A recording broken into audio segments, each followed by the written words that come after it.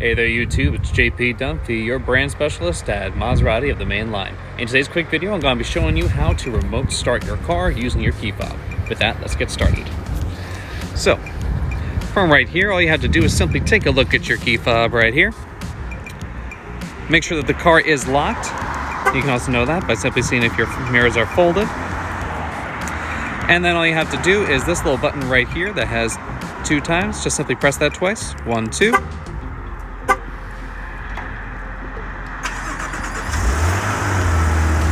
And that will remote start your car.